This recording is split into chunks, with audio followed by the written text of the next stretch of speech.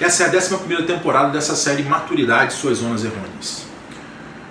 O problema em si não é o sentimento, mas a paralisia que decorre da gente não conseguir lidar com aquilo que nos frustra, ou quando uma expectativa não se concretiza.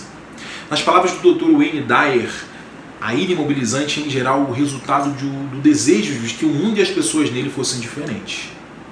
Deixa o teu like aqui embaixo e pega aquele teu bloco de notas e embarca comigo, que o assunto hoje é como lidar com a ira.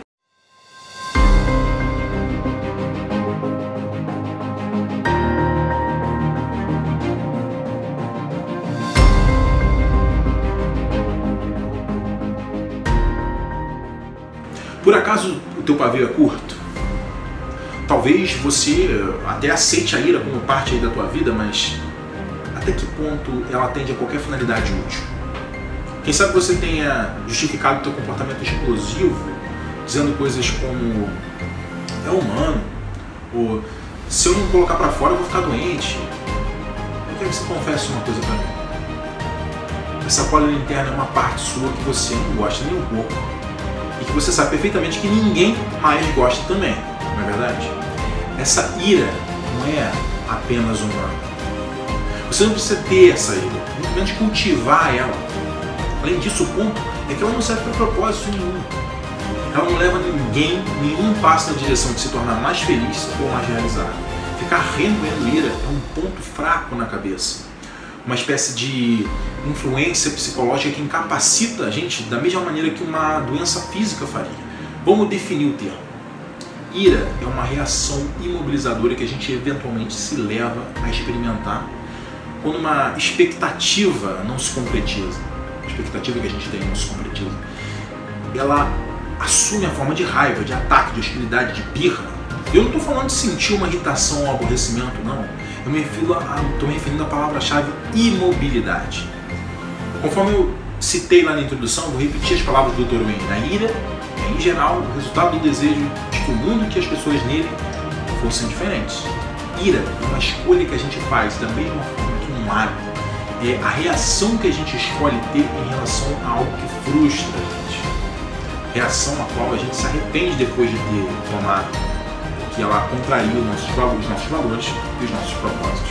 Na prática mesmo, agir tomado pela fúria ou sequestrado pela emoção da raiva é perder o controle das ações racionais. Ou seja, é um momento de insanidade mesmo. A gente fica insano sempre que não consegue controlar o nosso comportamento.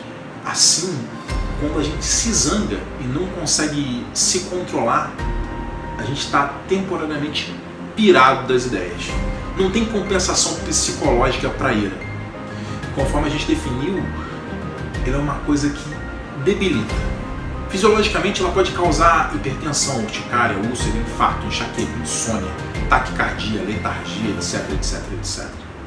No sentido psicológico, a ira ela pode destruir relacionamentos, ela atrapalha a comunicação, ela cria um cenário favorável ao sentimento de culpa e ela favorece também seriamente a depressão. No fim, ira só atrapalha. Você que está me ouvindo, você pode estar um pouco cético, tá? Você está lembrando aí quantas vezes você ouviu dizer que raiva é igual a gases, é melhor para fora do que para dentro. Relaxa. Realmente, manifestar a ira é até mais sadio do que ela dentro de si. Isso não é o mérito aqui. A minha proposta é alternativa. E se você não sentir ira nenhuma? Se isso for uma possibilidade real, esse dilema de ir para fora ou para dentro, ele deixa de sequer de existir. Concorda comigo? Então, como todas as ações, a ira é resultado de um raciocínio, não é algo que simplesmente acontece. Quando eu enfrento uma circunstância que não se desenrola do jeito que eu queria, eu digo a mim mesmo que as coisas não deveriam ser assim, aí eu me sinto frustrado, aí eu escolho uma reação familiar, que é a ira, e que ela atende a um propósito meu ali, mesmo que isso seja meio pouco sadio. Assim, enquanto eu considerar a ira como parte do que significa ser humano, eu tenho uma razão para evitar me esforçar para mudar o meu hábito de cultivar ela. Eu não quero que você me entenda mal. Eu não quero que você hesite em externar a sua ira, caso você ainda esteja decidido a ter ira, ficar irado. Procura manifestar ela, sim, porém de formas não destrutivas, nesse caso aí. O que eu proponho, no entanto, é ir além. É que a gente comece a pensar na gente mesmo como alguém que pode aprender a pensar de maneiras diferentes. quando se frustra, ao invés de ficar irado, né? De forma que a ira imobilizante possa ser substituída por emoções mais positivas. Isso é perfeitamente possível, desde que se trata dessa temporada aqui. Pode ser que você queira defender a ira porque ela funciona para você conseguir o que você quer. Isso acontece. É preciso fazer uma distinção aqui entre o uso de uma estratégia de comunicação e o cultivo de uma emoção negativa. Faz sentido ser enérgico com uma criança que esteja prestes a contar alguma coisa que coloca ela mesma, a criança, em risco de vida. Ser enérgico é uma maneira de se comunicar, não uma maneira de se sentir. Não tem a mínima necessidade de a gente cultivar a raiva internamente porque a criança não se comporta como a gente acha que ela deveria se comportar. A criança tem a própria natureza. E se a gente só selecionar por todos os meios as estratégias pessoais de comunicação que possam reforçar o comportamento apropriado, porém, não assumir os malefícios internos que acompanham isso? A gente pode pensar assim, vou dar um exemplo aqui, ó.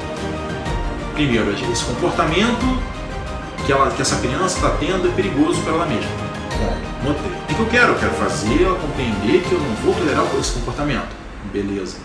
O que eu vou fazer? Eu vou levantar a voz e vou fazer cara feia, demonstrando como eu me sinto a respeito. Porém, eu não vou me sentir assim. Eu escolho deixar de nutrir esse sentimento de fato em mim. Só vou fazer cara feia para ela. Considera o caso de uma mãe típica que não consegue digerir essa demonstração de ira aí. Ela fica constantemente aborrecida com o mau comportamento frequente dos filhos e parece que quanto mais aborrecida ela fica, pior eles se comportam.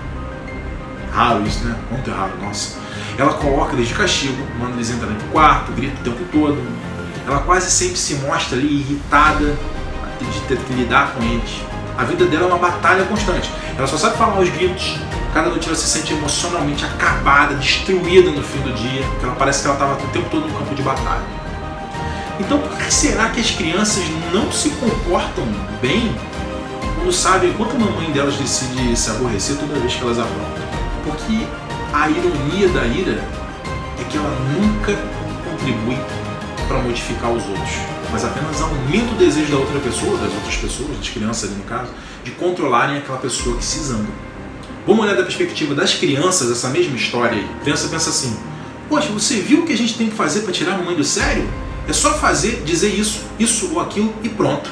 Ela já está sob controle. E ela dá logo um chilique daqueles. Talvez a gente tenha que ficar no quarto por um tempo, mas olha o que a gente consegue. A gente consegue o completo domínio emocional dela. E olha que o preço é pequenininho. Uma vez que a gente não tem, que a gente tem tão pouco poder sobre ela, a gente vai fazer isso mais vezes e assistir ela ficar em pedaços com o nosso comportamento. Tá vendo aí como é que é a cabeça da criança ali?